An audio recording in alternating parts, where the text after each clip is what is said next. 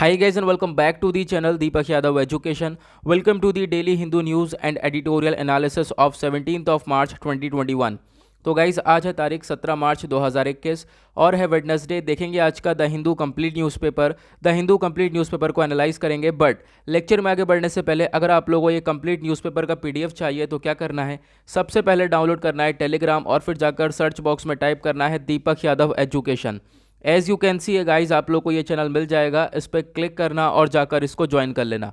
देखो अगर आप लोग को इस तरीके से ये चैनल नहीं मिलता है तो नीचे डिस्क्रिप्शन बॉक्स में आप सभी लोगों को टेलीग्राम का लिंक दे रखा है, मतलब कि वो इस चैनल का लिंक है। जैसे ही आप लोग उस पर क्लिक करोगे ऑटोमेटिकली ये चैनल ओपन हो जाएगा, इसको जाकर ज्वाइन कर सकते हो। ज्वाइन करने से फ़ायदा क्या होगा, यहाँ पे आपको डेली द हिंदू न्यूज़पेपर मिल जाता है, डेली करंट अफेयर के वीडियो का पीडीएफ और डेली बहुत सारे डिजिटल नोट्स, और ये सारी चीज़ें मिलती हैं बिल्कुल फ्री में, तो जाकर इसको ज़रूर ज्वाइन करना।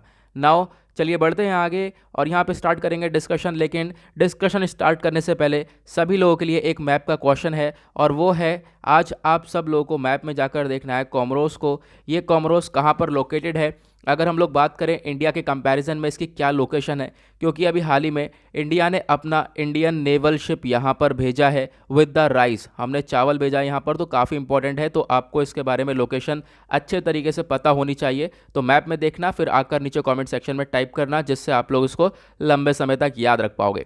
तो आज का सबसे पहला आर्टिकल यहाँ पर इसके बारे में कल भी द हिंदू न्यूज़पेपर में आया था। वो क्या है, यहाँ पे बोला ये जा रहा है जो इंडियन इंस्टीट्यूट ऑफ मैनेजमेंट है IIMs, यहाँ पर ना बहुत सारी वैकेंसीज खाली पड़ी हुई हैं फैकल्टीज़ की। ठीक है, जो भी फैकल्टी हैं, जो भी टीचर्स हैं वहाँ के, उनके लिए वैकेंसीज अनफिल्ड हैं। और हालांकि ये जो वैकेंसीज हैं ये रिजर्व्ड हैं, यानी कि रिजर्व हैं। मान लो कि SC ST OBC के लिए इतने इतने % जो है इसके अंदर रिजर्वेशन है, लेकिन तब भी जो है ये वैकेंसी अनफिल्ड है। यहाँ पर अच्छी तरीके से चीज़ों को इम्प्लीमेंट नहीं करा गया है। अगर हम लोग बात करें तो ये जो कोटा रूल है, यानी रिजर्वेशन वाला रूल है, उसको एनफोर्स ही नहीं करा गया है। तो आप देख पाओगे बेसिकली बोला ये जा रहा है जो पुराने वाले IIMs हैं, ठीक है, जो पुराने वाले IIMs हैं वो बहुत पीछे रह जा रहे हैं नए वाले से। नए वाले तो इन्फोर्स कर रहे हैं, नए वाले तो सही से चल रहे हैं, लेकिन पुराने वाले यहाँ पर अच्छी तरीके से रूल्स वगैरह फॉलो नहीं कर रहे हैं, जो कोटा रूल है उसको इम्प्लीमेंट नहीं कर पाए। अब आप देख पाओगे खासकर आप लोगों को ये भी मालूम होना चाहिए जो IIM का फंडा है वो हमारे जवाहरलाल नेहरू जी लेकर आए थे। और यहाँ पे ये बोला जा रहा है, ये RTI ने डेटा निकाल के दिया है, RTI ने रिवील करा है ये पूरा का पूरा। बोला कि जो लेस देन 10% फैकल्टी जो हैं वो रिजर्व्ड ग्रुप से हैं। कहाँ पर, ओल्ड वाले IIMs में, इंडियन इंस्टीट्यूट ऑफ मैनेजमेंट में, भारत के टॉप के इंस्टीट्यूट्स हैं ये।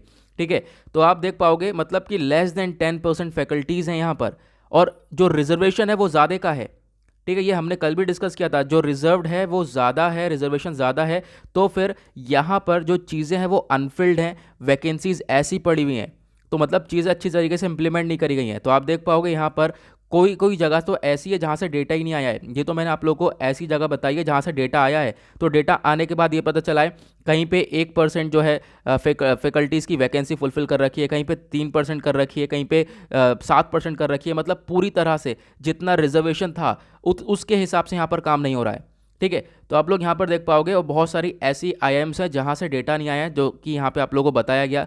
जैसे कि जो IIM कोलकाता है, यहाँ पे तो कोई SC ST का फैकल्टी मेंबर ही नहीं है। ठीक है, इन्होंने कोई डेटा ही नहीं दिया। उसके बाद IIM बेंगलुरु है, यहाँ पे आप देख पाओगे 6% तक है बस खाली, यानी कि 103 फैकल्टीज़ हैं वहाँ पर, तो इसके अंदर से सिर्फ 3 SC के हैं और 1 ST का है और 2 OBC के हैं। हालांकि ये जो रिजर्व कैटेगरीज है ये ज़्यादा है, यहाँ पे ज़्यादा होने चाहिए थे, लेकिन आप देख पाओगे चीज़ें अच्छी तरीके से इंप्लीमेंट नहीं हो पा रही हैं। उसके बाद देख पाओगे IIM अहमदाबाद, ये भी क्या बोलते हैं, इन्होंने भी अपनी, अगर हम बात करें, इन्होंने तो कैटेगरी मेंटेन ही करके नहीं रखी, इनके पास तो इन्फॉर्मेशन ही नहीं है, इन्होंने इन्फॉर्मेशन ही नहीं प्रोवाइड करवाई RTI को। तो ये RTI ने पूरा चिट्टा खोल दिया है, और आप देख पाओगे सारी बातें यहाँ पर बताई गई हैं। उसके बाद आप देख पाओगे ऐसे ही IIM लखनऊ का हाल है, इन्होंने भी फैकल्टीज़ मेंबर्स में बहुत कम, अगर रिजर्व कैटेगरीज में बात करें तो उस चीज़ को इम्प्लीमेंट कर रखा है। ठीक है, और सबसे पहले आप यहाँ पर ये देखोगे एट द लास्ट ये बोला जा रहा है, एक की क्या है हमारे पास, की ये है कि हम लोग जो रिजर्वेशन है, जो बेसिकली बोला गया है, उसको इम्प्लीमेंट करें अच्छे से, जिससे कि जो डाइवर्स कैंडिडेट्स हैं वो भी अवेलेबल हों। ठीक है, और भी बहुत सारे कैंडिडेट्स हैं वो भी अवेलेबल होंगे, वो भी फैकल्टी के तौर पे हायर करे जाएंगे। ठीक है, फैकल्टीज़ भी इंक्रीज़ होंगी, ज़्यादा बेनिफिट होगा। तो यहाँ पर ये चीज़ें अच्छी तरीके से नहीं चल पा रही हैं बेसिकली, यहाँ पे आप लोग देख पाओगे। ठीक है, तो यहाँ पे बेसिकली ये डेटा दिया गया है, RTI ने रिवील किया है, तो यहाँ पे ये सारी चीज़ें बताई गई हैं। उसके बाद आते हैं आज के सेकंड आर्टिकल की तरफ। तो सेकंड आर्टिकल बात करता है म्यांमार के बारे में। तो आप लोग देख पाओगे, बोला जा रहा है अभी म्यांमार के अंदर सिचुएशन जो चल रही है वो आप सभी लोगों को मालूम है, कम से कम हम लोग 50 बार डिस्कस कर चुके होंगे, ठीक है। तो चलो मैं आपको थोड़ा सा बताऊंगा आगे, लेकिन उससे पहले जान लेते हैं क्या हो रहा है यहाँ पर। तो जो राज्यसभा के मेंबर हैं, अब यहाँ पर इनके द्वारा ये बोला गया कि देखो, कम से कम जो म्यांमार से लगभग, अभी म्यांमार के अंदर सिचुएशन बहुत बुरी है, अभी मैं आगे बताऊंगा क्या चल रहा है। तो म्यांमार से 300 लोग जो हैं एंटर कर चुके हैं मिज़ोरम में, ठीक है। अब मिज़ोरम जो है म्यांमार से बॉर्डर टच करता है, ठीक है। तो आप कह सकते हो 300 लोग एंटर कर चुके हैं, जिसमें से बहुत सारे लोग हैं, आप कह सकते हो पुलिस मैन हैं, प्लस प्रेग्नेंट वीमेन है, चिल्ड्रन है। तो हम लोगों को क्या करना चाहिए, हम लोग को उनको शरण देनी चाहिए, एज अ रेफ्यूजी हमें उनको स्टेटस देना चाहिए। लेकिन यहाँ पर जो मिनिस्ट्री ऑफ होम अफेयर्स है हमारे, उनके द्वारा ये कहना है कि जो भी बॉर्डर शेयर करते हैं म्यांमार के साथ बेसिकली अगर हम बात करें, इंडिया के 4 जगह पर बॉर्डर शेयर करा जाता है। कौन कौन से? नागालैंड, अरुणाचल प्रदेश, मिज़ोरम और मणिपुर, ठीक है। तो मिज़ोरम में जो है खासकर जो है आप कह सकते हो म्यांमार से लोग निकल निकल कर यहाँ पर आ रहे हैं, ठीक है, म्यांमार छोड़कर। तो यहाँ पे बेसिकली जो मिनिस्ट्री ऑफ होम अफेयर्स है उनके द्वारा कहना है कि आप लोगों को इनको रिकग्नाइज़ नहीं करना है, इनको जो रेफ्यूजी है उसका स्टेटस नहीं देना है, ठीक है, इनको शरण में नहीं लेना है, ठीक है ना। उसके बाद यहाँ पे अगर हम बात करें तो दूसरी तरफ जो एमपी हैं वो क्या बोलते हैं, इनके द्वारा ये बोलना है कि देखो, इंडिया एक बहुत बड़ी डेमोक्रेसी है, और आज के टाइम पे अगर म्यांमार के अंदर दिक्कत आई है तो इंडिया को यहाँ पर अपनी रिस्पॉन्सिबिलिटी पूरी तरह से निभानी चाहिए, लोगों को सपोर्ट करना चाहिए जिनको आज के टाइम पर परेशानियाँ हो रही हैं। डेमोक्रेटिक राइट्स जो हैं आप देख पाओगे, इंडिया को एक वर्ल्ड की आप कह सकते हो लार्जेस्ट डेमोक्रेसी बोला जाता है, तो यहाँ पर हमें भी अपना रूल दिखाना चाहिए, ठीक है। और यहाँ पे अगर हम लोग जो पर्सन आ रहे हैं म्यांमार से निकल कर, और अगर हम लोग उन्हें वापस से वहाँ पर डिपोर्ट कर देंगे, तो फिर उससे ये पता चलता है कि हम लोग उनको मार डाला हम लोगों ने, ठीक है, हम लोग उनको मार देंगे। इस तरीके से यहाँ पर ये सारी चीज़ें बताई गई हैं। नाउ अब यहाँ पर म्यांमार से लोग क्यों निकल कर आ रहे हैं, क्योंकि म्यांमार के अंदर हालत बहुत बुरी है, तख्ता पलट वहाँ पे हो चुका है।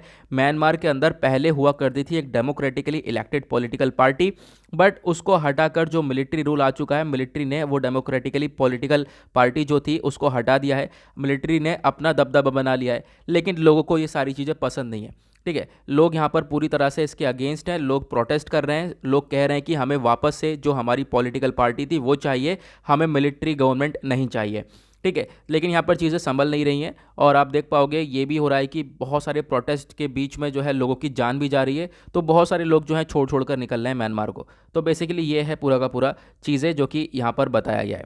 और उसके बाद यहाँ पे आप देख पाओगे आज का थर्ड आर्टिकल यहाँ पे बात करता है, बोला ये जा रहा है दिल्ली जो है अभी भी आज के टाइम पर मोस्ट पॉल्यूटेड कैपिटल है, ऐसा एक रिपोर्ट ने बताया। ये रिपोर्ट है, आप देख पाओगे, वर्ल्ड एयर क्वालिटी रिपोर्ट 2020 की ये रिपोर्ट है, और इसमें बताया गया कि जो दिल्ली है अभी भी बिल्कुल टॉप पर है, ठीक है। हालांकि अगर हम बात करें 2019 में पॉल्यूशन ज़्यादा था, 2020 में जो पॉल्यूशन कम हुआ है वो आप लोगों को मालूम है रीज़न क्या है, लॉकडाउन वगैरह था, इस वजह से पॉल्यूशन में थोड़ा सा गिरावट देखने को मिला है अदरवाइज। लेकिन अगर हम अभी भी बात करें, पॉल्यूशन कम हुआ है तब भी दिल्ली टॉप नंबर पर है, ठीक है। और यहाँ पे वही चीज़ें बताई गई हैं, आप लोग देख पाओगे। और एक जो डेटा लाया गया है ना, ये जो आप ध्यान से सुनना, जो ये 2020 का वर्ल्ड एयर क्वालिटी की रिपोर्ट लाई गई है, इसके अंदर 15 मोस्ट पॉल्यूटेड सिटीज़ हैं, यानी कि दुनिया के अंदर 15 मोस्ट पॉल्यूटेड सिटीज़ हैं, इसमें से 13 तो भारत से बिलोंग करती हैं। आप देख पाओगे 13 जो है इंडिया से बिलोंग करती हैं, और वो कौन कौन सी हैं आप लोगों को यहाँ पर ये डेटा मिल जाएगा, ठीक है। यानी कि पोल्यूशन काफ़ी हाई रैंक पर अगर हम बात करें तो हो रहा है। और इसके अंदर अगर हम बात करें, रिपोर्ट के अंदर 106 कंट्रीज़ हैं, ठीक है। बेसिकली 106 कंट्रीज़ के लिए रिपोर्ट तैयार किया गया है, इसमें से इंडिया की रैंक टॉप 3 में है, यानी कि थर्ड है, इंडिया की रैंक थर्ड आती है, ठीक है। उसके बाद बहुत सारी कंट्रीज़ जो कि लो आती हैं, चाइना की 11th रैंक आती है, यहाँ पे अब रिपोर्ट बोलती है कि चाइना का जो है 11th रैंक है लेटेस्ट रिपोर्ट में, इससे पहली वाली रिपोर्ट में 14 थी, यानी कि चाइना में जो पॉल्यूशन है वो बढ़ रहा है, ठीक है। तो बेसिकली यहाँ पर ये सारी चीज़ें बताई गई हैं इस रिपोर्ट के द्वारा। नाउ बढ़ते हैं नेक्स्ट आर्टिकल की तरफ, और क्या है यहाँ पर। नाउ आते हैं पेज नंबर 8 पर। अब कहोगे बीच वाले पेज कहाँ गए, तो बीच वाले पेज में इंपॉर्टेंट आर्टिकल नहीं है, बट जो एडिटोरियल हैं वो काफ़ी इंपॉर्टेंट हैं, उनको हम लोग वीडियो के लास्ट में डिस्कस करेंगे। सबसे पहले वही सारे आर्टिकल डिस्कस करे गए हैं जो कि हम लोगों ने अभी डिस्कस किए हैं पेज नंबर 1 के ऊपर, ठीक है। तो यहाँ पे आप देख पाओगे क्या क्या बात करी गई है, आईआईएम्स के बारे में, इंडियन इंस्टीट्यूट ऑफ मैनेजमेंट को लेकर बातचीत करी गई है, और उसके बाद म्यांमार को लेकर बातचीत करी गई है, ठीक है। तो यहाँ पर ये सारी चीज़ें हम लोगों ने देख लिया है, ठीक है। तो यहाँ पर बेसिकली जो ये एमपी हैं, इनके द्वारा क्या कहना था मैंने भी आपको बताया, ये है माइजो नेशनल फ्रंट एमपी, जिनका नाम है के वनला वेना। तो इनके द्वारा यही बोला जा रहा है कि जो मिजोरम से सॉरी जो आप कह सकते हो लोग निकल कर आ रहे हैं कहाँ से, म्यांमार से, उनको एक तरीके से सपोर्ट करना चाहिए, ठीक है, क्योंकि इंडिया एक लार्जेस्ट डेमोक्रेसी है वर्ल्ड के अंदर। ना उसके बाद यहाँ पर एक आर्टिकल ये भी है छोटा सा, यहाँ पे क्या बताया गया है, जो वैक्सीन्स है फॉरेन को, जो भी हमने आप कह सकते हो वैक्सीन्स है जो भी हमने विदेशों में भेजी हैं, उससे इंडिया के ऊपर कोई इफेक्ट नहीं पड़ रहा है। मतलब कि इंडियन के सिटीजन्स का, जो भारत के नागरिक हैं, उनका पैसा इसमें खर्च नहीं हुआ है इतना, ठीक है, एक बैलेंस करके चला गया है। तो बेसिकली वो बताया गया, तो यहाँ पे खासकर इंपॉर्टेंट नहीं है। नाउ उसके बाद आते हैं पेज नंबर 9 के ऊपर। तो यहाँ पे पेज नंबर 9 पे एक आर्टिकल आता है, ये वाला, ये काफ़ी इंपॉर्टेंट है। बात करी गई है राज्यसभा ने अभी ट्यूसडे में एक बिल पास किया है जिसका नाम है एमटीपी बिल। इसका नाम है medical termination of pregnancy amendment bill 2020, ठीक है। अब यहाँ पर इससे क्या है कि जो वीमेन एबॉर्शन कराना चाहती है, ठीक है, अब यहाँ पर वेमेन के जो एबॉर्शन का टाइम पीरियड है वो पहले कम था, अब इसमें टाइम पीरियड को बढ़ा दिया गया है, उसके बारे में यहाँ पे बातचीत करी गई है। तो आप देख पाओगे पहले सॉरी हम यहाँ पे इस बिल की बात करें, जो ये बिल है अब ये क्या करता है, इसने अबॉर्शन को अलाउ कर दिया है, ठीक है, लेकिन यहाँ पे डॉक्टर्स की एडवाइस वगैरह सब कुछ होगी पूरी तरह से, तो 20 वीक्स 20 सप्ताह तक। लेकिन अगर यहाँ पर अगर हम बात करें दो डॉक्टर्स की, अगर हम एडवाइस ले लें कुछ और अगर केसेस पड़ जाता है, तो हम 20 से 24 सप्ताह तक यहाँ पर जो है ये एबॉर्शन करा सकती हैं। तो यहाँ पर बेसिकली ये बताया गया है। लेकिन एबॉर्शन आप कह सकते हो कौन सी कंडीशन में होगा, जब कोई फोटल एबनॉर्मलिटीज़ होगी, यानी कि आप कह सकते हो कोई एबनॉर्मल चीज़ें हो रही हैं, ठीक है, आप उस या फिर वेमेन के आप कह सकते हो बच्चे के साथ जो एबनॉर्मल चीज़ें हो रही हैं, तो उसके बाद जब जब वो बच्चा वॉर्म में होगा वेमेन के, तो अगर कोई एबनॉर्मलिटीज़ हो रही हैं तो उसको देखते हुए यहाँ पर ये एबॉर्शन करवाया जा सकता है। तो आप देख पाओगे प्रेगनेंसी का वैसे टाइम पीरियड है उसको थोड़ा सा इंक्रीज़ करा गया है, और ज़्यादा कुछ है नहीं, और ज़्यादा नहीं इंक्रीज़ करा गया है, ठीक है। इस वजह से जो अपोजिशन पार्टी है वो आज के टाइम पर भी क्रिटिसाइज़ कर रही है। अपोजिशन पार्टी यहाँ पर एमपी बोल रहे हैं कि अभी भी आप लोगों ने कोई ज़्यादा फ्रीडम नहीं दिया है, ठीक है, ज़्यादा फ्रीडम डिसाइड करने को नहीं दिया है, ठीक है। यहाँ पर ये चीज़ें थी, तो आपको याद रखना है ये एमटीपी बिल के बारे में, क्योंकि आने वाले टाइम पे इसके ऊपर और भी आर्टिकल्स आने वाले हैं, कहीं क्रिटिसाइज़ करा जाएगा, कहीं फेवर में बोला जाएगा, तो आपको ध्यान रखना है। नाउ पेज नंबर 10 के ऊपर आएंगे, तो यहाँ पे आप लोगों को सबसे पहले वैक्सीनेशन से आर्टिकल देखने को मिलेगा। वैक्सीनेशन तो हम पढ़ पढ़ के पक गए, हम 1.5 साल से पढ़ते हुए आ रहे हैं, ठीक है। तो फिर हम लोगों ने यहाँ पर ये सारी चीज़ें बोला गया है कि वैक्सीनेशन स्लो हो चुका है या ये हो चुका है, तो आप इसको छोड़ सकते हो, आपके मतलब की आर्टिकल अभी है नहीं, ठीक है। जो बोल होगा कि हाँ इस आर्टिकल की नॉलेज होनी चाहिए आप लोगों को, वो यहाँ पे बता दिया जाएगा आप लोगों को, ठीक है। उसके बाद नेक्स्ट आर्टिकल यहाँ पे क्या बोला जा रहा है, चाइना जो है वो ट्रैवलर्स को अगर अलाउ करेगा, चाइना जो है ट्रैवलर्स को तभी अलाउ करेगा जब कोई वैक्सीन लेकर जाएगा, और वैक्सीन कौन सी होगी, वो चाइनीज़ वैक्सीन होगी। तो एक तरीके से ज़बरदस्ती हो गई, ठीक है। तो यहाँ पे अगर किसी को जाना है, ट्रैवलिंग करना है चाइना, तो फिर क्या होगा कि उसको चाइनीज़ वैक्सीन लेनी होगी, ठीक है, चाइनीज़ वैक्सीन लेनी होगी, यहाँ पर चाइना का खुद का स्टेटमेंट, ठीक है। और दूसरी तरफ अगर हम लोग देखें तो इंडियंस जो है अभी तक कह सकते हो नवंबर से ही नहीं गए हैं चाइना में। और एक डेटा और आप लोगों को याद रखना है, एक डेटा मैंने पढ़ा था, हाँ यहाँ पे अगर हम लोग देखें तो आज के टाइम पर लगभग 23,000 जो इंडियंस हैं वो पढ़ाई करते हैं अपने चाइना के अंदर, ठीक है। लगभग जो है मेडिकल कॉलेजेस के अंदर ये पढ़ाई करी जाती है। नाउ बेसिकली क्या था आर्टिकल यही था कि जो चाइनीज़ मेड वैक्सीन्स हैं वो दी जाएंगी, और यहाँ पर यही जो दी जाएगी, अगर एंट्री करनी है तो चाइनीज़ मेड वैक्सीन्स आपको लगवानी पड़ेगी, ठीक है। नाउ ओके चलो नाउ आगे बढ़ते हैं, और अब देखते हैं क्या हम लोगों को डिस्कस करना है। उसके बाद यहाँ पे आप देख पाओगे अभी हाल ही में जो वैक्सीन है एस्ट्राजेनेका, उसको काफ़ी ज़्यादा क्रिटिसाइज़ करा जा रहा था, बोला जा रहा था कि बहुत सारी जो यूरोपियन यूनियन वाली कंट्रीज़ हैं उन्होंने इस एस्ट्राजेनेका वैक्सीन को सस्पेंड कर दिया है। बोला ये जा रहा था कि इससे नुकसान हो रहा है, क्या हो रहा है, ब्लड क्लॉटिंग देखने को मिल रही है, ठीक है। ना उन चीज़ों के ऊपर अब रिसर्च हो चुकी है। अब यहाँ पे बोला ये जा रहा है ये जो ब्लड क्लॉटिंग वगैरह जो भी आप लोगों को देखने को मिली है, पहले तो रेयर केसेस में देखने को मिल रही है, ठीक है, मतलब कि किसी किसी के अंदर देखने को मिल रही है। अब यहाँ पर ये ब्लड क्लॉटिंग वगैरह कहाँ पर देखने को मिल रही है, जिसके अंदर डेफिशिएंसी है प्लेटलेट्स की, या फिर ब्लीडिंग हो जाती है ये वैक्सीनेशन देते वक्त, ठीक है। तो वहाँ पर जो है थोड़ा बहुत ये प्रॉब्लम्स देखने को मिल रही है।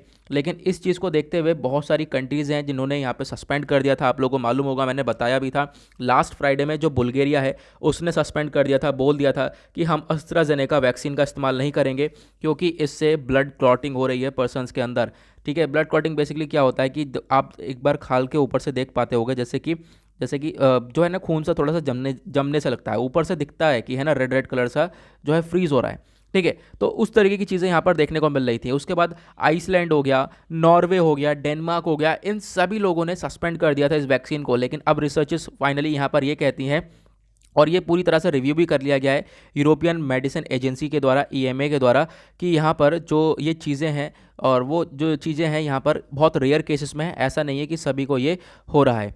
ठीक है। तो यहाँ पर ये सारी चीज़ें थी जो कि आप लोगों को इसके बारे में मालूम होना चाहिए था, क्योंकि हमने इसके बारे में आर्टिकल ऑलरेडी पढ़ा था ना। उसके बाद आप लोगों को मालूम है ये जो क्वाड है, क्वाड बेसिकली क्या है, 4 कंट्रीज़ का ग्रुप है। यहाँ पर कौन कौन है, इंडिया, यूएसए और रशिया, सॉरी रशिया बोल रहा हूँ, इंडिया, यूएसए, ऑस्ट्रेलिया और जापान। ठीक है, ये 4 कंट्रीज़ हैं। ठीक है। अब यहाँ पर इन 4 कंट्रीज़ मिलकर इन्होंने डिसाइड किया था, अभी हाल ही में समिट हुई है, इनका सम्मेलन हुआ है, तो यहाँ पे इन्होंने डिसाइड किया है वैक्सीन को लेकर काम करेंगे। तो उसी के ऊपर चर्चा हो रही है कि आपस में मिलकर क्या होगा इसमें। यूएसए, ऑस्ट्रेलिया और जापान मिलकर जो है फाइनेंस प्रोवाइड करवाएंगे, पैसा प्रोवाइड करवाएंगे किसको, इंडियन कंपनीज़ को। और इंडिया के पास ऐसी ऐसी बड़ी बड़ी दिग्गज कंपनी है जिनके पास पूरी तरह से पोटेंशियल है, जो कि वैक्सीन्स को मैन्युफैक्चर कर सकती हैं। तो फाइनेंस मिलेगा, इंडिया मैन्युफैक्चर करेगा, देन उसके बाद हम लोग इन वैक्सीन्स को बाकी सारी कंट्रीज़ तक भी पहुंचाएंगे 100%।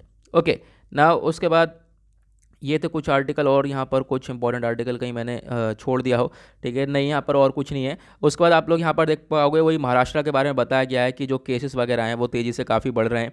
ठीक है, तो वो तो हमें पता ही है, 2-3 दिन से हम लोग कवर कर रहे हैं। उसके बाद पेज नंबर 11 और 12 पे आप लोग देख पाओगे ये पूरे के पूरे एडवर्टीजमेंट पेज भरे हुए हैं।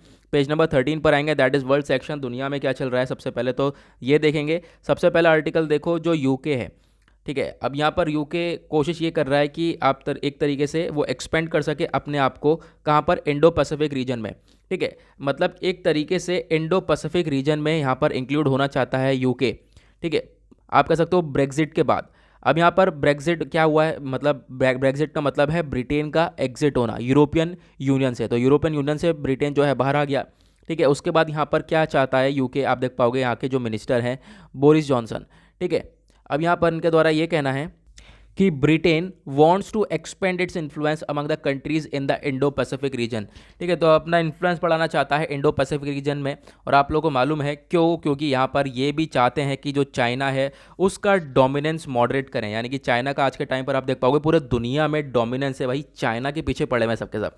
चाइना एक आप कह सकते हो डोमिनेटेड कंट्री बन रहा है, चाइना का बहुत ज़्यादा ग्लोबल डोमिनेंस देखने को मिलता है। तो उसको देखते हुए जो यूके के प्राइम मिनिस्टर हैं बोरिस जॉनसन, ये चाहते हैं ब्रिटेन का इन्फ्लुएंस होना इंडो पैसिफिक रीजन के अंदर। ठीक है, कि यहाँ पर भी जो है ब्रिटेन भी इंक्लूड होगा, ब्रिटेन अपना इन्फ्लुएंसिंग यहाँ पर करने वाला है। ठीक है, ताकि चाइना को हम लोग टैकल कर पाएं। ऑब्वियस ही बात है, यहाँ पर 3-4 कंट्रीज ऑलरेडी काम कर रही हैं, बड़ी बड़ी कंट्रीज, दिग्गज कंट्रीज। कौन कौन सी, हमारा प्यारा भारत हो गया, ठीक है, यूएसए हो गया, जापान हो गया, ऑस्ट्रेलिया हो गया। हम लोग पहले से मिलकर इंडो पैसिफिक रीजन में काम कर रहे हैं। ठीक है, ताकि हम लोग चाइना को टैकल करें। और उसके बाद नेक्स्ट आर्टिकल अभी आप लोग देख पाओगे, ये बिल्कुल हमने अभी कवर किया है। जो यूरोपियन मेडिसिन एजेंसी है उनके द्वारा कहना है कि जो ये ब्लड क्लॉटिंग के इंसिडेंट्स देखने को मिले थे एस्ट्राजेनेका वैक्सीन के, वो काफ़ी रेयर हैं। ऐसा नहीं है कि हर बार आप लोगों को देखने को मिलेगा। ठीक है, बहुत कम केसेस में देखने को ये मिले थे, और प्लस जिनमें प्लेटलेट्स वगैरह गिरी हुई थी उन लोगों के अंदर ये ज़्यादातर प्रॉब्लम्स देखने को मिली थी, यहाँ पर इनके द्वारा ये बताया गया ना। उसके बाद नेक्स्ट आर्टिकल ये बोलता है बीजिंग यहाँ पे वार्न करता है यूरोपियन यूनियन को। क्यों, यूरोपियन यूनियन जो है सैंक्शंस लगा रहा है बीजिंग के, यानी चाइना के जिनजियांग के एरिया पर। यह जिनजियांग एरिया पे सैंक्शंस क्यों लगाया जा रहा है, क्योंकि वहाँ पर जो उइगुर मुस्लिम कम्युनिटी है उसको बहुत बुरी तरीके से ट्रीट करा जाता है। चलो मैं आप लोगों को दिखाता हूँ लोकेशन बीजिंग की, यहाँ पर जो जिनजियांग है, ये आप देख पाओगे, ये चाइना का मैप हो गया, और यहाँ पर ये वाला जो एरिया है जिनजियांग है, यहाँ पर रखा जाता है चाइना के द्वारा उइगुर मुस्लिम्स को। तो ये जो उइगुर मुस्लिम्स हैं इनको बहुत ही बुरी तरीके से ट्रीट करा जाता है। इनफैक्ट कुरान पढ़ने की इनको वही इजाज़त है जो कि चाइना देगा। ठीक है, तो आप कह सकते हो यहाँ पे बहुत बुरी तरीके से ट्रीट करा जाता है। तो उसको देखते हुए जो यूरोपियन यूनियन है वो सैंक्शंस लगाने की कोशिश कर रहे हैं, लेकिन यहाँ पर जो बीजिंग है, बीजिंग यानी कि चाइना, वार्न कर रहा है उल्टा यूरोपियन यूनियन को कि यहाँ पर ऐसा ना करे यूरोपियन यूनियन। ओके, और उसके बाद एट द लास्ट यहाँ पे हम लोग बात करने वाले हैं श्रीलंका में अभी हाल ही में बुर्के को बैन किया गया। ये हमने डिस्कस किया था, थंबनेल भी बनाया था, आपको याद होगा। तो जो ये बोला जा रहा है श्रीलंका के द्वारा जो ये बुर्के को बैन करा गया है ना, ये एक प्रपोजल है। अभी आने वाले टाइम पे और भी चीज़ें यहाँ पर देखने को मिलेंगी। श्रीलंका ने ट्यूसडे में बोला है कि ये लोग जो भी बुर्के को बैन कर रहे हैं ये सिर्फ और सिर्फ अभी एक प्रपोजल है, और अभी यहाँ पर ये सारी चीज़ें अप्रूव भी होंगी। फिर उसके बाद यहाँ पर ये और भी चीज़ें लाने वाले हैं, तो यहाँ पर देखने वाले हैं क्या क्या ये करेंगे। ओके, उसके बाद पेज नंबर 14 के ऊपर आएंगे, that is business section, economy से रिलेटेड आर्टिकल्स आपको देखने को मिलेगा। यहाँ पर पहला आर्टिकल आप देख पाओगे, बोला गया है जो फ्यूल डिमांड है वो आप कह सकते हो रिटर्न हो रही है, क्योंकि हुआ क्या था, कोविड-19 के टाइम पर लॉकडाउन लगा, लोग घर से बाहर ही नहीं निकले, तो फिर पेट्रोल की डिमांड जो कम हुई है। यहाँ पे प्राइस की बात नहीं हो रही है, प्राइस तो बढ़ रहे हैं आप लोगों को मालूम है, यहाँ पे डिमांड की बात हो रही है। तो जो डिमांड है वो वापस से रिटर्न हो चुकी है। ठीक है, अगर हम बात करें तो जैसा हमारा प्री कोविड-19 में था, यानी कोरोना से पहले सिचुएशन थी, फ्यूल की डिमांड चलती थी, वैसी चीज़ें वापस से लौट रही हैं। यहाँ पर एक डेटा का द्वारा बताया गया, आप देख पाओगे इंडिया का fuel demand except for aviation turbine fuel, यानी कि एरोप्लेन वगैरह छोड़कर अगर हम बात करें, जो बाकी जो डिमांड है वो प्री कोविड-19 लेवल पर पहुंच रहा है, मतलब कोविड-19 से पहले जो सिचुएशन थी वैसी पहुंच रहा है, और आने वाले टाइम पे जो है टॉप लेवल पर ये डिमांड पहुंचने वाली है। ठीक है, तो फ्यूल सेल्स अगर हम बात करें, इन्होंने रिकॉर्ड किया लगभग, अगर हम बात करें ये अप्रैल का डेटा बताया गया है, अप्रैल के डेटा में बहुत ज़्यादा गिर गया था, ये गिरावट देखने को मिला था यहाँ पे डिमांड में, लेकिन अब फाइनली डिमांड वापस से ग्रो हो रही है, लेकिन प्राइस भी काफ़ी बढ़ रहे हैं, आप लोगों को मालूम होगा। उसके बाद आता है नेक्स्ट आर्टिकल, बात करी गई है एक्सपोर्ट जो है हमारा राइज हुआ है, जो अभी देखो मार्च का महीना चल रहा है। ठीक है, 2 सप्ताह निकल गए, मार्च के महीने के शुरू के 2 सप्ताह का डेटा ये बताया जा रहा है कि भारत का जो एक्सपोर्ट है वो बढ़ता हुआ नजर आया, जो कि काफ़ी बढ़िया बात है। अगर किसी कंट्री का एक्सपोर्ट बढ़ रहा है तो अच्छी बात है ना। ठीक है, एक्सपोर्ट बढ़े और इम्पोर्ट कम रहे तो ज़्यादा बेटर है। हम लोग एक्सपोर्ट ज़्यादा करेंगे, मतलब अपनी कंट्री के अंदर हमारी मैन्युफैक्चरिंग ज़्यादा हो रही है, डोमेस्टिक प्रोडक्ट को हम लोग ज़्यादा बढ़ावा दे रहे हैं। हम लोग क्या करेंगे, अपनी कंट्री के अंदर मैन्युफैक्चरिंग करेंगे, प्लस हम लोग भी कंज्यूम करेंगे, और उस प्रोडक्ट को हम लोग मैन्युफैक्चर करेंगे बाकी विदेशी कंट्रीज़ को। ठीक है, तो जो एक्सपोर्ट है, आप विदेशी कंट्रीज़ को एक्सपोर्ट करेंगे तो हमारे पास पैसा भी ज़्यादा आएगा, तो क्या होगा, हमारी रेवेन्यू भी इनकम होगी, फिर उसके बाद नेशनल इनकम बढ़ेगी, जीडीपी बढ़ेगी। ठीक है, तो हर तरीके से ग्रोथ देखने को मिलेगी, इकोनॉमी बढ़ेगी, इकोनॉमी के अंदर ग्रोथ देखने को मिलेगा। तो एक्सपोर्ट जो है वो बड़ा है, जो कि काफ़ी बढ़िया बात है। आप देख पाओगे एक हेल्दी साइन देखने को मिले हैं इंडिया के एक्सपोर्ट के अंदर, लगभग बताया जा रहा है 17.3% यहाँ पर बढ़ा है, $14 बिलियन तक का। और ये पहले 2 सप्ताह यहाँ पे मार्च का डेटा बताया जा रहा है, 1 से 14 मार्च तक का यहाँ पर ये डेटा बताया गया है, तो जो कि काफ़ी अच्छी बात है, काफ़ी बढ़िया बात है। ऐसी चीज़ें चलती रहेंगी तो ज़्यादा बेटर होने वाला है। लेकिन अगर हम बात करें हम लोगों ने क्या क्या बेसिकली एक्सपोर्ट करा है, तो हमने इंजीनियरिंग, उसके बाद राइस हो गया, जेम्स हो गए, और ज्वेलरी वगैरह हो गई, वो चीज़ें ज़्यादा हम लोगों ने एक्सपोर्ट करी हैं। प्लस यहाँ पे कुछ चीज़ें हम लोगों ने इंपोर्ट भी करी हैं। ठीक है, जैसे कि आप लोग देख पाओगे क्या क्या इंपोर्ट करा है हम लोगों ने। हम लोग ज़्यादातर इलेक्ट्रॉनिक प्रोडक्ट्स वगैरह ज़्यादातर इंपोर्ट करते हैं, लेकिन यहाँ पे एक डेटा आप लोग और देख पाओगे, बोला जा रहा है जो एक्सपोर्ट है वो राइस वगैरह की ज़्यादा हुआ है, चावल वगैरह हम लोगों ने ज़्यादा किया है, वो स्ट्रेंथन रहा है। प्लस हम लोगों का जो लेदर, ऑयल सीड्स है, यहाँ पर एक्सपोर्ट थोड़ा सा कम रहा है, लेकिन यहाँ पे फिर भी आने वाले टाइम पे सारी चीज़ें इंप्रूव होती हुई नज़र आने वाली हैं। ठीक है, अब चलते हैं हम लोग अपने एडिटोरियल सेक्शन की तरफ, जो कि काफ़ी इंपॉर्टेंट है, इंपॉर्टेंट आर्टिकल्स हैं, 2 से 3 एडिटोरियल हैं जो कि काफ़ी इंपॉर्टेंट है, डिस्कस करेंगे उन्हें डिटेल में। नाउ आते हैं पेज नंबर 6 के ऊपर, दैट इज एडिटोरियल सेक्शन, काफ़ी इंपॉर्टेंट आर्टिकल है, डिटेल में बताऊंगा कैसे आप लोगों को करना है। आर्टिफिशियल इंटेलिजेंस के ऊपर ये आर्टिकल आया है, तो आप लोगों को 2-4 एस्पेक्ट्स देखने को मिलेंगे। जो राइटर है उन्होंने बताया है आज के टाइम पर आर्टिफिशियल इंटेलिजेंस है उसकी काफ़ी तेज़ी से ग्रोथ हो रही है। ठीक है, तो यहाँ पे बताया गया है कैसे कैसे ग्रोथ हो रही है, उसके बाद आज के टाइम पर क्या क्या उसके बेनिफिट हैं, क्या क्या प्रॉब्लम्स हैं, ये बताई गई। फिर उसके बाद यहाँ पे आप देख पाओगे हम लोग कैसे आगे लेकर चल सकते हैं, क्या वे फॉरवर्ड है। तो इस तरीके से आप लोग को यहाँ पर अपना आर्टिकल तैयार करना है। तो मैं आपको ये जो आर्टिकल है आर्टिफिशियल इंटेलिजेंस, इसको मैं पूरा आंसर राइटिंग फॉर्म में बताने वाला हूँ कि अगर आता है तो आपको मेंस में कैसे आंसर लिखना है। ठीक है, और उसके बाद नेक्स्ट आर्टिकल यहाँ पे वही बताया गया है, पुराना सा आर्टिकल, यानी कि अभी जो हमने पढ़ा है, जो आईआईएम से इंडियन इंस्टीट्यूट ऑफ मैनेजमेंट, वहाँ पर जो भी रिजर्व कैटेगरीज हैं उसके बेसिस पे चीज़ें इंप्लीमेंट नहीं हो रही हैं, जो भी कोटा वाली चीज़ें यहाँ पर लाई गई हैं वहाँ पर चीज़ें इंप्लीमेंट नहीं हो रही हैं। ठीक है, तो जो गैप है वो काफ़ी बढ़ चुका है, और आप देख पाओगे यहाँ पर बोला गया है ऑथर के द्वारा, जो गवर्नमेंट है उनको अपना प्लान्स लेकर चलने चाहिए ताकि जो फैकल्टी की पोजीशंस खाली हैं उन पोजीशंस को भरा जाए। खासकर अगर हम बात करें रिजर्व कैटेगरीज वाले, ओबीसी, एससी, एसटी वालों की कैटेगरीज में जो ये पोजीशंस खाली पड़ी हैं उनको जल्द से जल्द जो है भरा जाए तो ज़्यादा बेटर रहेगा। ठीक है, तो यहाँ पे आर्टिकल के अंदर कुछ नहीं है, तो एक आइडिया देना था। उसके बाद यहाँ पर हम लोग ये वाला आर्टिकल चलो डिस्कस करते हैं थोड़ा सा डिटेल में। तो यहाँ पे किस तरीके से आपको आंसर लिखना है, पहले तो सुन लो। देखो आर्टिफिशियल इंटेलिजेंस, तो आप लोग यहाँ पर अगर आपको एक टॉपिक तैयार करना है, अब मान लो न्यूज़ में आ गया है, तो न्यूज़ में ये आने वाले टाइम पे कम से कम और भी एडिटोरियल, आप साल भर खत्म होगा, मान लो आप अगले साल के लिए तैयारी कर रहे हो। ठीक है, तो अगले साल के लिए तैयारी कर रहे हो तो फिर क्या होगा, आर्टिफिशियल इंटेलिजेंस बीच में आपको अगले साल तक कम से कम 50 बार देखने को मिलेगा। तो एक ही बार तैयार कर लो ना, 50 बार क्या पढ़ने की ज़रूरत है। आर्टिफिशियल इंटेलिजेंस क्या होता है, कब इवॉल्व हुआ, ठीक है, यहाँ पे कब क्या होता है, कब इवॉल्व हुआ, क्या प्रोज हैं, क्या कॉन्स हैं, और क्या इसका वे फॉरवर्ड है, क्या आपका कंक्लूजन है, बस इतना तैयार कर लो। जितने एडिटोरियल आएंगे आने वाले टाइम में मारो गोली। आपके पहले से ही 250 शब्द तैयार हो गए हैं, हमें 250 शब्द लिख कर आना है भाई, उसको ही घोल के पी जाओ। ठीक है, अब जो भी क्वेश्चन आएगा आर्टिफिशियल इंटेलिजेंस से आपको लिख के आना है मज़े से, क्योंकि आप लोगों को ऑलरेडी काफ़ी सारी चीज़ें मालूम है आर्टिफिशियल इंटेलिजेंस के बारे में। ठीक है, तो इस तरीके से आप लोगों को मेंस को लेकर चलना है। चलो मैं आप लोगों को यहाँ पर बताता हूँ कैसे लिखना है। सबसे पहले तो आर्टिफिशियल इंटेलिजेंस के ऊपर यहाँ पे आप लोग देख पाओगे क्या है ये। सबसे पहले यहाँ पर और भी देखो बहुत सारे इशू आ रहे हैं। देखो बहुत सारे लोगों के पास ये डाउनलोड करने के बाद ये जो कमेंट का सेक्शन है ये आता है, बहुत सारे लोगों के पास नहीं आ रहा है। जिसके पास नहीं आ रहा है वो एडोब रीडर करके एक ऐप आता है, एडोब रीडर डाउनलोड कर लेना, वहाँ पे इसको ओपन करना, वहाँ पे आ जाएगा। ठीक है, मुझे भी प्रॉब्लम हो रही थी लेकिन एडोब रीडर में ये शो हो गया। ओके, नाउ आर्टिफिशियल इंटेलिजेंस को अगर हम डिस्क्राइब करें तो क्या है, इसको डिस्क्राइब करा जाता है एक्शन ऑफ मशीन्स। आज के टाइम पर क्या है, मशीन्स का जो काम है, पहले जो इंसान अपने दिमाग से करता था उसमें ह्यूमन का इंटेलिजेंस लगता था, आज वो आर्टिफिशियली यानी कि नॉन नेचुरल, वो क्या हो रहा है, मशीन्स का इस्तेमाल करके हम लोग ये सारा काम कर रहे हैं। ठीक है, पहले ह्यूमन इंटेलिजेंस की रिक्वायरमेंट होती थी लेकिन आज के टाइम पर क्या है, मशीन्स की रिक्वायरमेंट है। और आप देख पाओगे जैसे कि मशीन लर्निंग हो गई, पैटर्न रिकॉग्निशन हो गया, आपके मोबाइल डेट, आप स्मार्टफोन में ही देख लो, सारी चीज़ें हैं। ठीक है, आप देख पाओगे एल्गोरिथम हो गया, कैलकुलेटर वाली मशीन्स हो गई, बहुत सारे अलग अलग टाइप की हमारे पास सारी चीज़ें मशीन आ चुकी हैं जो कि हमारा काम आसान बना देती हैं। ठीक है, तो पहले क्या होता था, पहले आदमी का इंटेलिजेंस लगता था लेकिन आज के टाइम पर ये मशीनों के द्वारा सारा काम किया जा रहा है। उसके बाद एग्जाम्पल खुद ही देख लो, फेसबुक चलाते चलाते क्या हो जाता है, बीच में आप देख पाओगे बहुत सारे एड्स आ जाते हैं, शूज़ के ब्रांड आ जाता है, क्लोथ्स के ब्रांड, नए नए ब्रांड्स क्लोथ्स के देखने को मिल जाते हैं। आपके फेवरेट ब्रांड वगैरह आप अपने फ़ोन पर देख सकते हो। ठीक है, फ़ोन पे देख के ऑर्डर कर सकते हो। सब क्या है भाई, ये सब चीज़ें जो स्क्रीन पर आ रही हैं, आप इंटरनेट चला रहे हो, इंटरनेट ब्राउज कर रहे हो, ये सब जो है वर्क है वो आर्टिफिशियल इंटेलिजेंस का वर्क है। ये आपका एग्जाम्पल हो गया। ठीक है, आज के टाइम पर मशीनरी काफ़ी तेज़ी से ग्रो हो रही है, हम लोग मशीन के ऊपर ज़्यादा डिपेंड हो गए हैं। अब ये आर्टिफिशियल इंटेलिजेंस कब आया था, ये बहुत इंपॉर्टेंट चीज़ है। इस तरीके की चीज़ें आपकी आंसर राइटिंग को अलग बना देती हैं।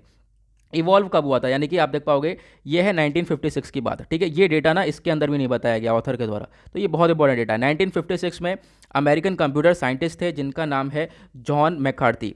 अब यहाँ पे इन्होंने ऑर्गेनाइज किया था डार्टमाउथ कॉन्फ्रेंस। इस कॉन्फ्रेंस के अंदर आप कह सकते हो ये टर्म इस्तेमाल किया गया था। तो आप कह सकते हो सबसे पहले जो ये टर्म इस्तेमाल किया गया था वो 1956 में आर्टिफिशियल इंटेलिजेंस, इसको पहली बार अडॉप्ट किया गया था। ठीक है, फिर उसके बाद आप देख सकते हो वर्ल्ड ने चीज़ों को डिस्कवर करना चालू किया, नई नई चीज़ें फिर आती रहीं, फिर हम लोगों ने मशीन्स के ऊपर काम करना चालू किया, फिर उसके बाद डेटा, और फिर आगे हम लोग बढ़ते रहे। फिर उसके बाद यहाँ पे आप देख पाओगे जो आर्टिफिशियल टेक्निक्स हैं आज के टाइम पर वो बहुत ही ज़्यादा एसेंशियल बन चुकी हैं। आज के टाइम पर हमारे आप कह सकते हो पार्ट ऑफ लाइफ बन चुकी हैं, मशीन के बिना काम ही नहीं चल रहा है। ठीक है, आप देख पाओगे एप्पल के सीरी से लेकर, एप्पल के फ़ोन हैं, आप सीरी चलाते हो, फिर सेल्फ ड्राइविंग कार्स आ गई हैं, और रैपिडली आर्टिफिशियल इंटेलिजेंस प्रोग्रेस कर रहा है। नई नई नई मशीन्स आती जा रही है, डेली बेसिस पे नए नए फ़ोन्स निकल रहे हैं, नई नई कार्स निकल रही हैं। ठीक है, और हर चीज़ें यहाँ पे अच्छी तरीके से डेवलप हो रही हैं। नाउ इंडिया और आर्टिफिशियल इंटेलिजेंस को हम लोग कैसे रिलेट कर सकते हैं, तो सबसे पहले आप देख पाओगे according to a Canada based company, Canada based company की एक रिपोर्ट बताई गई है, ग्लोबल आर्टिफिशियल इंटेलिजेंस रिपोर्ट 2019 की। उसके अंदर ये बताया गया इंडिया जो है 9th पोजीशन पर आता है अगर हम बात करें आर्टिफिशियल इंटेलिजेंस के स्पेशलिस्ट में। ठीक है, यूएस, यूके और चाइना ये टॉप करते हैं, इंडिया जो है 9th पोजीशन पर आता है। और इंडिया को अब क्या करना है, अगर यहाँ पे 9th पोजीशन पर आता है तो क्योंकि फिर भी ग्रो हो रहा है, ठीक है, ग्रो करना है, तो इसमें आप लोगों को क्या करना पड़ेगा, आपको अपने जो एजुकेशन इंस्टीट्यूट्स हैं जहाँ पे बच्चों की पढ़ाई हो रही है वहाँ पर ये आर्टिफिशियल इंटेलिजेंस इंक्लूड करना पड़ेगा। ठीक है, बच्चों को स्टार्टिंग से पढ़ाना पड़ेगा। तो आप देख पाओगे इसको देखते हुए हम लोगों ने इंक्लूड करा है, जैसे कि सीबीएसई में एक आर्टिफिशियल इंटेलिजेंस का इलेक्टिव सब्जेक्ट डाल दिया है 9th ग्रेड क्लासेस से। ठीक है, उसके बाद आप ये स्टार्ट होगा। उसके बाद आप देख पाओगे आईआईटी हैदराबाद के अंदर हमने ये सारी चीज़ें लॉन्च कर दी हैं। उसके बाद ट्रिपल आईटी हैदराबाद के अंदर ये हमने ये चीज़ें लॉन्च की हैं। तो हम लोग यहाँ पर इस तरीके से ग्रो होने की और भी ज़्यादा कोशिश कर रहे हैं। और उसके बाद ये एस्टीमेट लगाया जा रहा है जो आर्टिफिशियल इंटेलिजेंस है वो लगभग 957 बिलियन डॉलर इंडिया की जीडीपी में ऐड होने वाला है। तो आप देख सकते हो कितना बड़ा अमाउंट है, और ये 2035 तक ऐड होगा। तो अभी यहाँ पर कोई इतना जल्दी का डेटा नहीं है, ये इंतज़ार करना पड़ेगा और मेहनत करते रहना है, काम करता रहना है। ठीक है, उसके बाद यहाँ पे क्या क्या बेनिफिट होंगे आर्टिफिशियल इंटेलिजेंस के, सबसे पहले पुलिसिंग के अंदर, यहाँ पर पुलिसिंग के अंदर मतलब कि मान लो किसी ने क्राइम कर दिया है तो भाई सीसीटीवी कैमरा लगाए लो, एक और काम आसान हो गया। उस सीसीटीवी कैमरे से हम लोग बहुत सारा डेटा मिल जाएगा, हम लोग को अच्छी तरीके से हम लोग फुटेज को एनालाइज कर सकते हैं, प्लस क्राइम को जो क्रिमिनल है उसको पकड़ सकते हैं। ठीक है, कितना काम आसान हो गया। ठीक है। फिर अगर सीसीटीवी कैमरा नहीं होता तो भाई क्या कौन है किसका है कैसे ढूंढ रहे हैं पता नहीं, कुछ समझ में नहीं आता। ठीक है, तो काफ़ी आसान हो जाता है काम। एग्रीकल्चर सेक्टर में अगर हम बात करें, एग्रीकल्चर में बहुत हेल्प मिलती है। बहुत सारे यूज़ हैं इसके, जैसे कि आप कह सकते हो कि कितना हम लोग को पानी देना है, किस किस क्रॉप को देना है, ये सारी चीज़ें हम लोग को पता चल जाती हैं। ठीक है, प्रेडिक्ट करने का बहुत अच्छी तरीके से काम हो गया। आज के टाइम पर मशीनरीज इतनी आ गई है जिससे कि हम लोग चीज़ों को प्रेडिक्ट कर सकें, हम लोग चीज़ों का अंदाज़ा लगाया जा सके। ठीक है, बहुत सारी कॉम्प्लेक्स इश्यूज आज के टाइम पर सॉल्व हो रहे हैं। ठीक है, क्योंकि मशीन्स आ चुकी है हमारे पास। उसके बाद हम लोग डेटा वगैरह एनालाइज के बारे में बात करें तो जो आर्टिफिशियल इंटेलिजेंस की टेक्नोलॉजी है वो हेल्प करती है कि आप लोग डेटा को ज़्यादा से ज़्यादा एनालाइज करो और जो एफिशिएंसी है वो इंप्रूव कर सको। ठीक है, डेटा हमारे पास ज़्यादा से ज़्यादा है और हम लोग पढ़ के डेटा को एनालाइज भी करते हैं ज़्यादा से ज़्यादा, क्योंकि फ़ोन्स हैं, सभी कुछ है हमारे पास, इंटरनेट ब्राउजिंग है, डेटा ज़्यादा, हमारे पास डेटा ज़्यादा है, हम लोग पढ़ेंगे ज़्यादा, हम लोग बनाएंगे भी बहुत ही अच्छा। ठीक है, फिर उसके बाद हम लोग चीज़ों को और ज़्यादा डेवलप कर पाएंगे। नाउ अब यहाँ पे प्रॉब्लम्स क्या है, ठीक है, यहाँ पे प्रॉब्लम्स के बारे में बात हो रही है। तो प्रॉब्लम में सबसे पहली सिचुएशन आती है प्राइवेसी। ठीक है, पहली सिचुएशन सबसे पहली आती है प्राइवेसी। तो ऑब्वियस ही बात है, सब कुछ डिजिटलाइज हो रहा है, मशीन बेस हो रहा है, तो सबसे पहला खतरा आता है राइट टू प्राइवेसी को। तो बोला ये जा रहा है राइट टू प्राइवेसी काफ़ी खतरे में पड़ जाती है अगर हम लोग पूरी तरह से इसके ऊपर डिपेंडेंट हो जाते हैं तो। ठीक है, उसके बाद टेक्नोलॉजिकल अनएम्प्लॉयमेंट, यानी कि सारी चीज़ें मशीनरी बेस्ड पर आ रही हैं, जो एम्प्लॉयमेंट है वो टेक्नोलॉजीज़ के ऊपर मिल रहा है। ठीक है, जो भी टेक्नोलॉजी में एक्सपर्ट है उसको रोज़गार मिल रहा है, तो जो बाकी सारे जो लोग हैं उनके बीच में बेरोज़गारी देखने को मिलती है। अब इसको देखते हुए आप अपना वे फॉरवर्ड क्या लिख सकते हो, एक न्यूट्रल आंसर लिखना है, वे फॉरवर्ड। यहाँ पे देख पाओगे लिखा हुआ है जो आर्टिफिशियल टेक्नोलॉजी रिवॉल्यूशन है, ये बहुत बड़ी अपॉर्चुनिटीज़ लेकर आया है प्रॉस्पेरिटी और ग्रोथ के लिए। लेकिन अगर हम लोग इसको अच्छी तरीके से राइट डायरेक्शन में लेकर चलेंगे तो ही हम लोग इसको आगे लेकर चल सकेंगे। मतलब कि हमें अनएम्प्लॉयमेंट भी नहीं जनरेट करना, मतलब कि अपॉर्चुनिटीज़ जो है एम्प्लॉयमेंट की भी जनरेशन करनी है, एम्प्लॉयमेंट भी बढ़ाना है, प्लस हर चीज़ को राइट डायरेक्शन में लेकर चलना है और आर्टिफिशियल इंटेलिजेंस को भी लेकर चलना है, तो हम लोग आगे बढ़ेंगे। जैसा यही हो गया कि जो फ़ोन है, फ़ोन ही है हमारे पास, सभी के हाथ में जो फ़ोन है उसके अच्छे फ़ायदे भी हैं और बुरे बुरे आप कह सकते हो नुकसान भी है। तो इससे कोई फ़ोन से इस्तेमाल करके कोई बन भी सकता है, कोई आगे जाकर ग्रो भी कर सकता है और कोई जाकर जो ग्रो हुआ पर्सन है वो डूब भी सकता है। ठीक है, तो यहाँ पर ये सारी चीज़ें यहाँ पर बताई गई हैं। तो ये था आर्टिफिशियल इंटेलिजेंस के ऊपर। आई होप आप लोगों को ये क्लियर हुआ होगा। ठीक है, काफ़ी टिपिकल टॉपिक लगता है लेकिन आई होप मेरे से जितनी कोशिश हुई है मैंने ईजी बना दिया है आप लोगों के लिए। उसके बाद नेक्स्ट आर्टिकल यहाँ पर ये वाला है, इसमें ज़्यादा कुछ है नहीं, आप लोग इतना तो मतलब आता ही है यार, इतना तो हम लिख ही देंगे। बोला ये जा रहा है कि आज के टाइम पर हम लोग को अर्जेंटली ज़रूरत है कि हम लोग पब्लिक हेल्थ के अंदर इन्वेस्ट करें। क्यों? क्योंकि आज के टाइम पर हम लोगों ने देखा है कोविड-19 की वजह से कितनी प्रॉब्लम्स क्रिएट हुई हैं। भाई कमर टूट गई है पूरे के पूरे हेल्थ सेक्टर की, तो ज़रूरत है कि हम लोग ज़्यादा से ज़्यादा पब्लिक हेल्थ सेक्टर के अंदर इन्वेस्ट करें।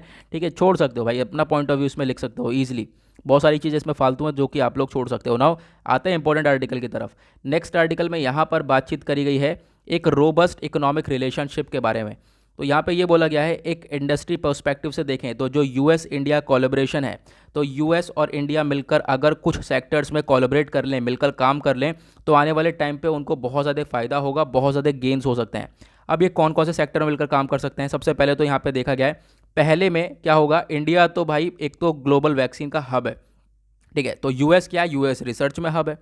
यूएस वैक्सीन्स को रिसर्च करके बना लेता है लेकिन उसको बना नहीं पाता, मैन्युफैक्चर नहीं कर पाता। मैन्युफैक्चर कौन करता है? इंडिया कर सकता है। तो यहाँ पर ये दोनों मिलकर यहाँ पे कोलैबोरेट कर सकते हैं, यूएस रिसर्च करे, इंडिया मैन्युफैक्चर करे, ज़्यादा बढ़िया होगा काम। उसके बाद सेकंड में आप देख पाओगे मैक्रो ट्रेड जो आर्किटेक्चर है वो भी स्ट्रेंथन हो सकते हैं। ठीक है, जो बड़े लेवल पर व्यापार होते हैं वो भी इंडिया और यूएसए मिलकर कर सकते हैं, जिससे कि इन दोनों को ही फ़ायदा होगा, प्लस जो है इन दोनों की ग्रोथ देखने को मिलेगी।